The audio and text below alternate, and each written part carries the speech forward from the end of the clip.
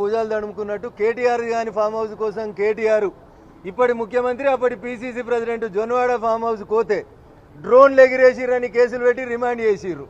ఇవాళ ఎందుకు సన్నాయి నొక్కులు నొక్కుతుండు కేటీఆర్? ఆ రోజు ఫామ్ హౌస్ నీది కాదని ఆ రోజే చెప్పనుంటి మంత్రి హోదాలో.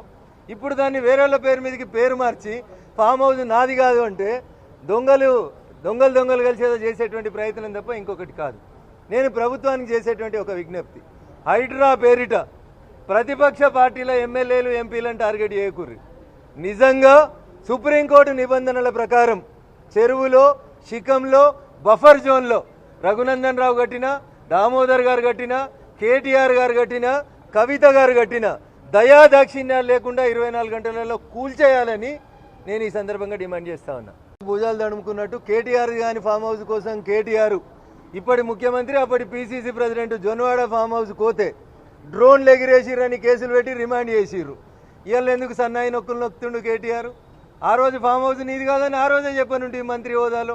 ఇప్పుడు దాన్ని వేరేళ్ళ పేరు మీదకి పేరు మార్చి ఫామ్ హౌస్ నాది కాదు అంటే దొంగలు కలిసి ఏదో చేసేటువంటి ప్రయత్నం తప్ప ఇంకొకటి కాదు. నేను ప్రభుత్వానికి చేసేటువంటి ఒక విజ్ఞప్తి, హైడ్రా పేరిట ప్రతిపక్ష పార్టీల ఎమ్మెల్యేలు ఎంపీలను టార్గెట్ చేయకూర్రి.